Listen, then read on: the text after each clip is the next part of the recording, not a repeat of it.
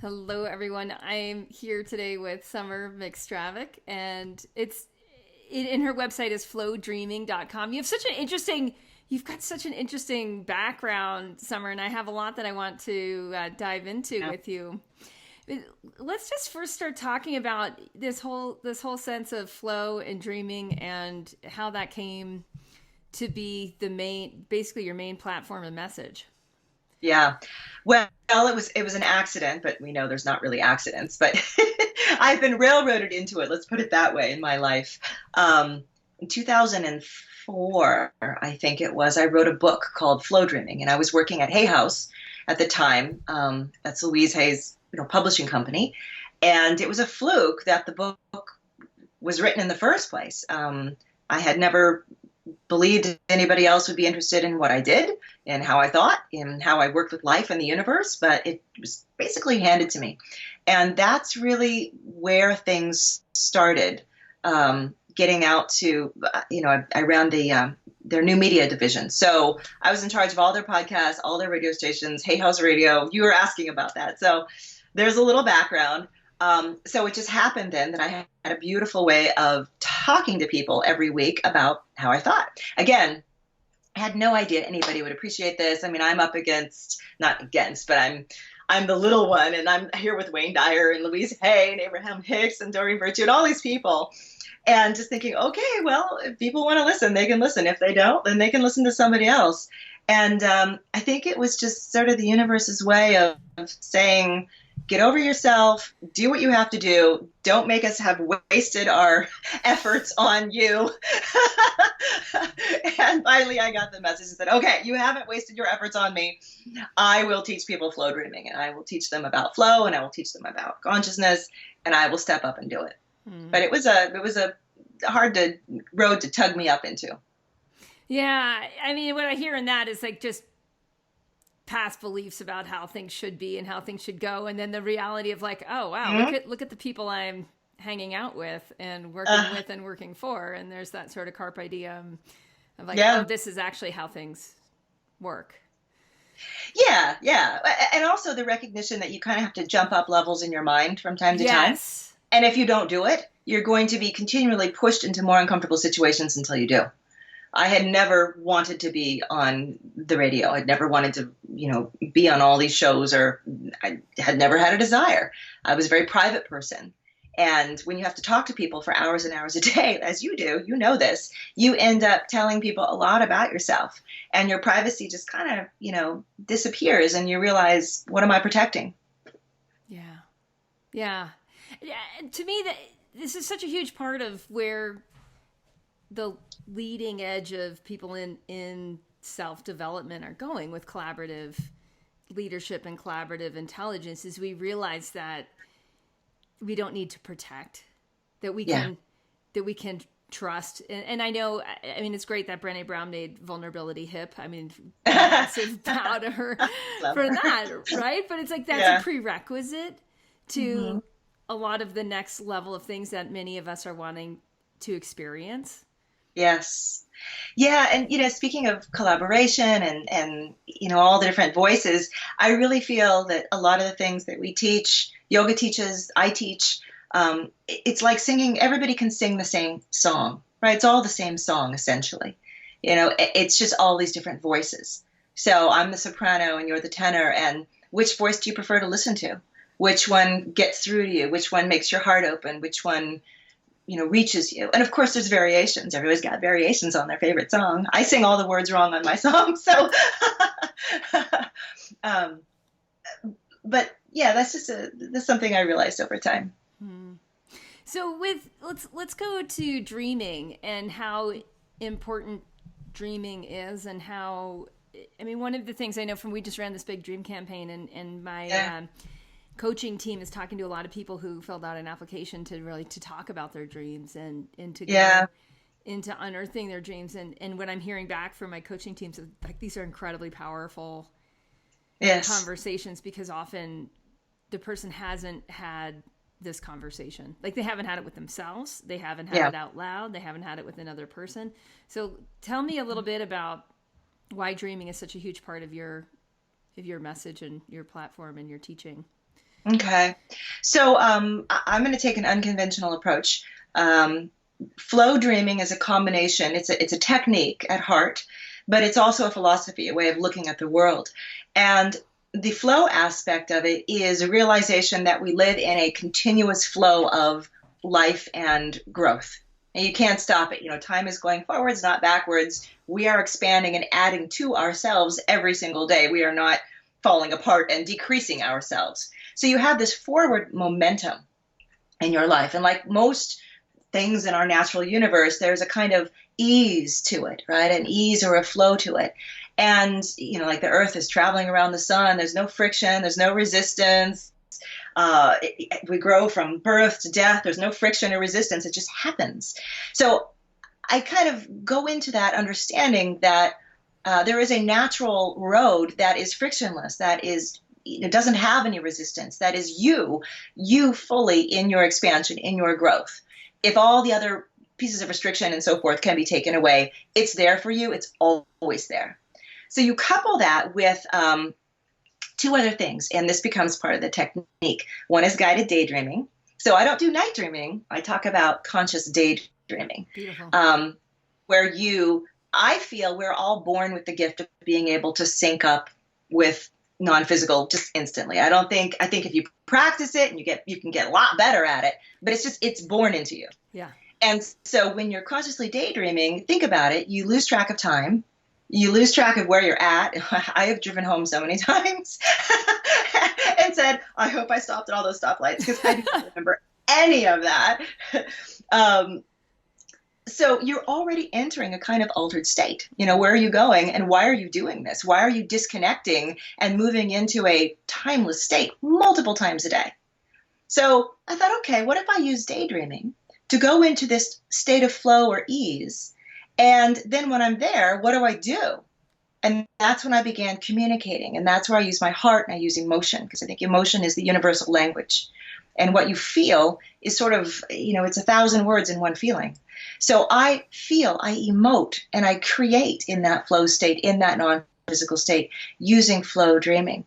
But it really, to go back to your question about dreaming, it opened up, a lot of people to realize that daydreaming, you don't have to be ashamed of it. It's your God-given gift. It's how you connect. You're supposed to be sinking in, like an email server, checking for email multiple times a day. That's what we're doing constantly. So instead of doing it just without thought, I say spend 10, 15 minutes a day connecting in with consciousness and go ahead and have a conversation. Have a conversation with source, with flow, with your future, with your greater self, whatever, and emote, and therefore you're creating. That's beautiful. It in a nutshell. I want to keep it kind of short. Yeah, and I love the parallels in the Vedic system of inquiry practice of just taking that time of asking a question and going more into an I thou or second person dialogue with whatever you want to call it, the source of intuition or inspiration or the divine or the great beyond or the voice of evolution or whatnot. And it's to me that container that you're creating and like carve out the time and the space. I know for me, the discipline of that, like to actually discipline myself out of doing mode, that's really where the traction is. So how, and I can hear too, I can hear a lot of my students and my course members and whatnot saying like, oh, that's not hard. Like I naturally do this all the time. And so are there different types, like some people that are like really sort of the more cloud nine, really spend a lot of time daydreaming, and then people like me, the more like type A, go, who have to actually like put it on our schedule to sit down and daydream. Yeah. That's the irony of why I got involved in flow, because I was the ultimate controller, right? And we always get what we need. And there's another term that I use for the process. I call it pre-action. So most of the time we spend our lives in reaction. We're always reacting to something that just happened. I'm reacting to you because you asked me a question, because we had set up this interview. And if you want to be someone who is co-creating, who is manifesting, you have to get out of reaction and you have to get into pre-action. Pre-action is that sense of, I'm going to feel what it is that will happen next to me. Instead of reacting to what already occurred, I'm pre-acting to what is yet to occur. So to go to your question of if you are a a person who is action oriented versus a person who is pre-action oriented. So I think we naturally, most people fall somewhere along that scale. And I am naturally action oriented. If you tell me to do something, do. I've got to-do lists scattered all over my, it's so easy for me. Yeah. But to get me into flow, to get me into pre-action where I pull back and I do the softer form of creation, right? The other, the non-physical form, I have to remind myself to do it.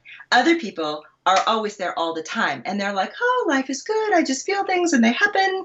And I'm like, yeah, but you don't follow through. If you had only done that, if you don't just like taken it and just ran with that. And they're like, oh, another thing will come to me. And I'm like, I know, because you keep creating it, but you're not doing anything. Right. Yeah. So you got to find that little balance. It's a teeter-totter, sometimes I call it. Yeah. And so for the more action oriented, do you find scheduling? I mean, because that's what I in listening to this, I mean, I know for me and a lot of this fits into my strategic planning. When I do strategic planning, it's very daydreamy oriented. It's very, very let go and big open pad of paper, just feeling, sitting, intuiting, writing a little or drawing. And, but it has to be on my schedule or I blow it off. And even sometimes when it's on my schedule, I still blow it off. And then I kind of catch up. But I also, so there's that. But then I also notice I'm very athletic and I ride my bike a lot. And now that it's summer and I surf a lot in winter, and that's when I really let go. Like if I'm in some sort of like conscious, like where I'm like problem solving, I just say, stop. No, like that line of thinking is not where the answers are. No. And so when you're doing a repetitive activity like that, washing dishes, bike riding, on your treadmill, taking a shower, these are taking a walk. These are all times when people naturally release in the daydream. It's when you naturally go there. So you're naturally going there on your bike. You could be opening all the way and just letting those freeform associations happen, letting yourself connect into flow, connect into source, getting that connection really rich and right. But because you're still in that work frame of mind or that problem solving frame of mind, the mind is still keeping you on track of we must solve this. It's in my experience, it's far more productive to just release into that space. And sometimes it can feel hard because you're like, there's no payoff. There's no immediate payoff. What if I don't get it? And action, you always know there's going to be a payoff. But when you just release into that co-creative space, you don't know if there will. But for me in flow dreaming, there is a payoff because, I operate from this idea that whatever you're feeling or experiencing, you're actually making. So if I'm experiencing 5 minutes of intense gratitude or of intense future programming for something, that I want to make me happy, I have just taken 5 minutes of my life and made something of it. I've now felt that. It's in me. It's there. That's my payoff. Whether or not it even ever affects the future is one thing, but I know it's just restructured a little piece of me with a little chunk of that feeling. Yeah. So I get payoff that way. Yeah, and you reset your nervous system, right? Whereas it's like someone's in like some scaric mode of just in a deep repetitive dead-ended thought pattern. It's like you're generating stress, whereas the other, you're actually generating ease. You're opening, you're vasodilating naturally, which is what we want. Yeah. I'm embarrassed to say I started doing this practice because I was so terrible at meditation. And I think I have improved over the years. But I found that, instead of telling my mind, just release the thought, I said, you know what, I'm going to give you something to do instead. And that was kind of how this evolved. I said, I want you to daydream for me. Use your imagination. And I felt like I was throwing a dog a bone.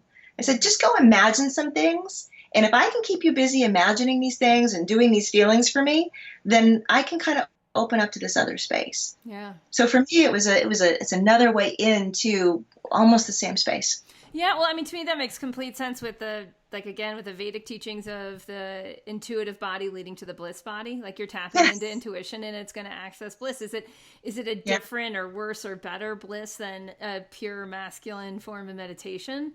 I couldn't say. I couldn't. I'd have to be expert at both, and I'm not. Well, yeah, and to me, it's like it's so hard to even to know when we've had such a masculine, dominant spiritual lineage as Homo sapiens. And what we're talking about is a very feminine access. I'm not saying for women. I'm just saying it's a feminine access point where we're saying like, actually, we can go with feeling. We can harness the power of desire. We can, right? We can actually not need to like carve out a to-do, but we can just enjoy when it comes in, when it flows in, to be like, follow that eagle in the sky, right? And wow, all of a sudden all these bliss chemicals are being produced and your autoimmune disorder is healing itself. Fantastic, right? Yeah. And, that's a funny thing that happened. I don't know if you know, I think I wrote it down, but I was diagnosed with breast cancer about 18 months ago.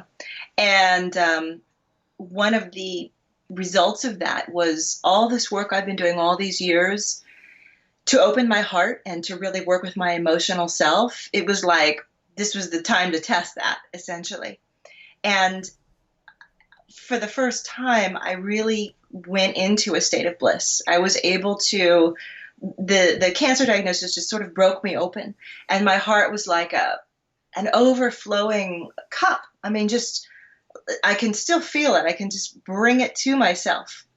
It's that exact feeling. And I just thought it was so neat that I hadn't, meditated my way there, that it was this other kind of ramping up of experiences that led to the same end. There's multiple paths to God, right? Multiple paths to source. And this was mine.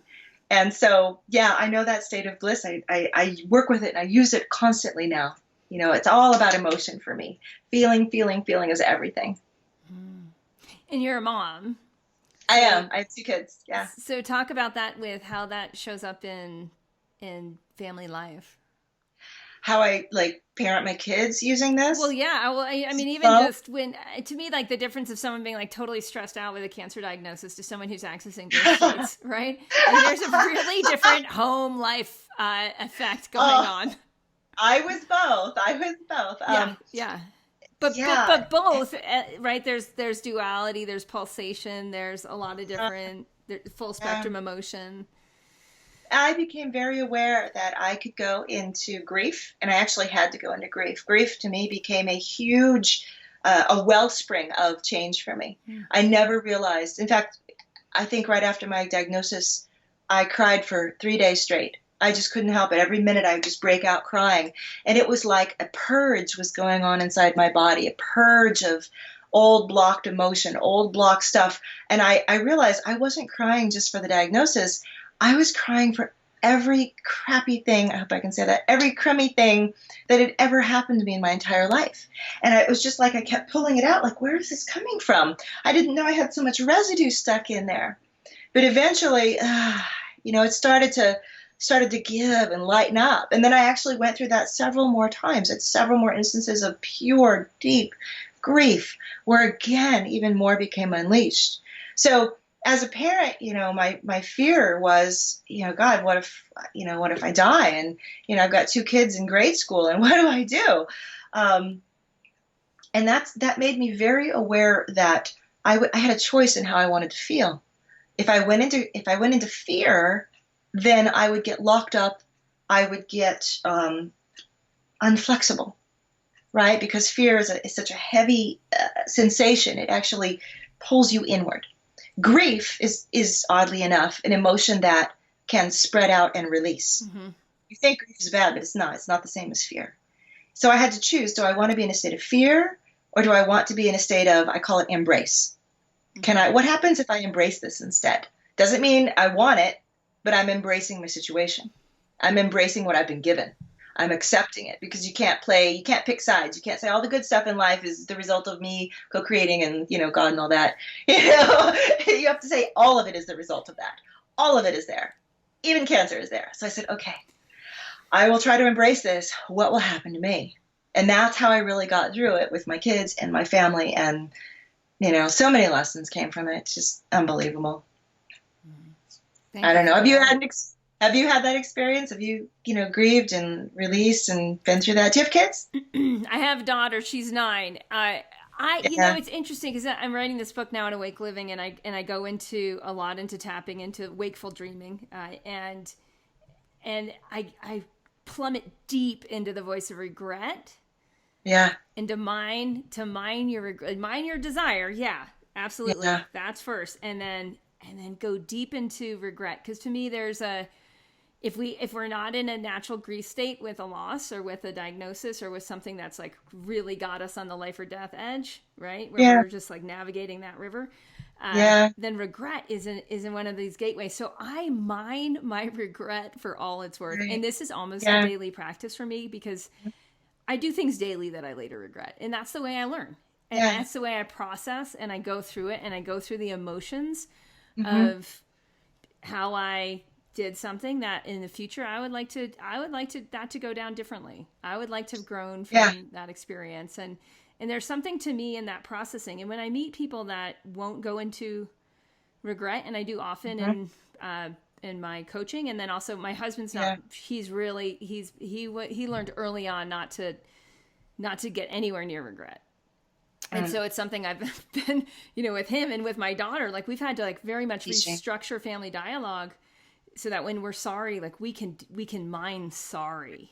Like we can be so sorry because of the empathy and the you can embrace into it, go into it and go into like, hey, no one's going to do this perfectly.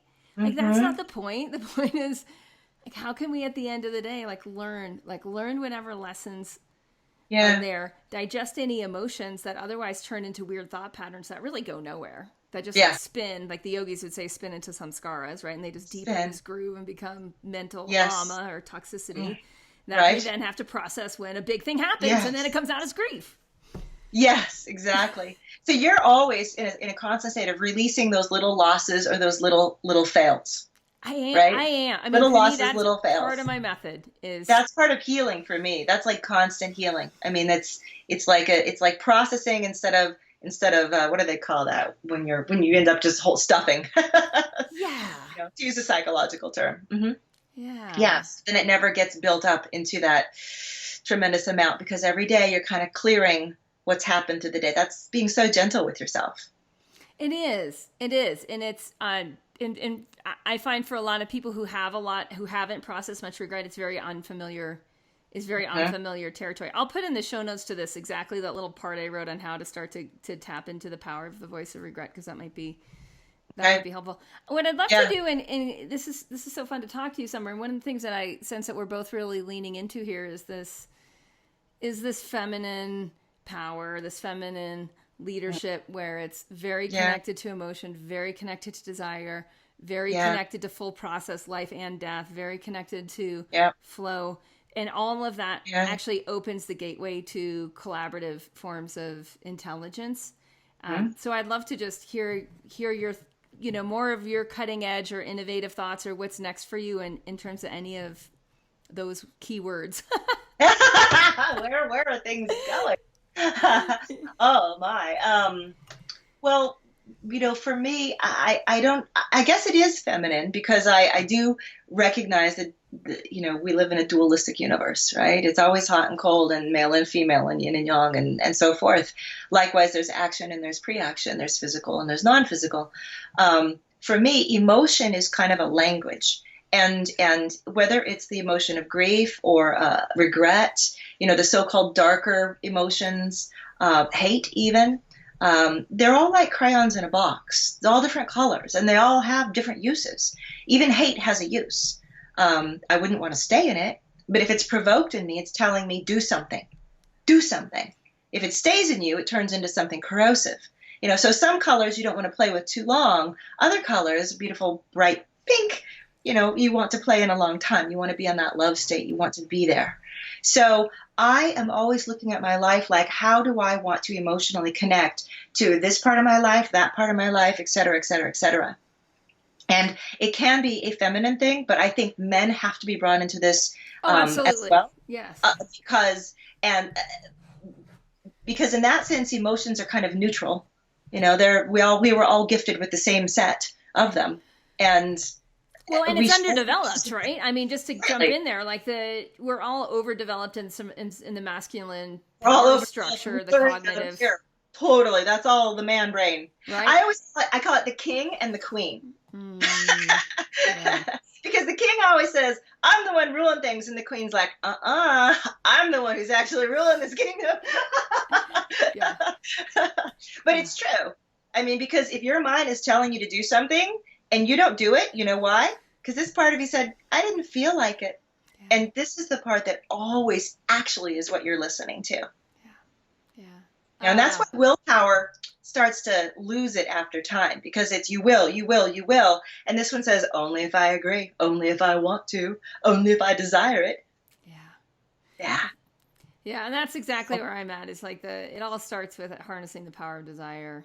Yes. And for so many people, men and women, we had it trained out of us so early on. And so this conversation of like, in order to be a fully empowered human being, like we need both. We need the king and the queen's underdeveloped. And so let's develop that part of ourselves, please. Recognize her a little more. So I do it through my flow dreaming. That's my practice. And, I spend maybe 10 or 15 minutes a day going in, opening up. I look at the non-physical as something that you can sort of write information into, or you can read information out of. Remember CDs? Remember we used to have these round silver discs? Yeah. You could either write information onto them or read information off of them. So I treat non-physical that way. I either am inputting information in the form of emotion and desire in flow, using this conduit of flow, or I am receiving information from it, which then becomes the receptive to me. That becomes more the feminine. And that's where I'm getting my intuition, my empathic intuition in particular. So beautiful. And I love that distinction. Mm-hmm. Yeah. Every day, that's practice. And it keeps me sane, and it keeps me whole, and keeps me from getting so filled over onto the action side of things, which, you and I obviously have the tendency to do. But it means we get our ideas and thoughts out to people, which is great, bless my action side too. Yeah.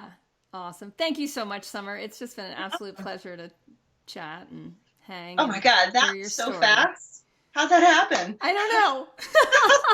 To be continued. Pleasure talking to you too. I think we see eye to eye on a lot of things. Could go on for another hour.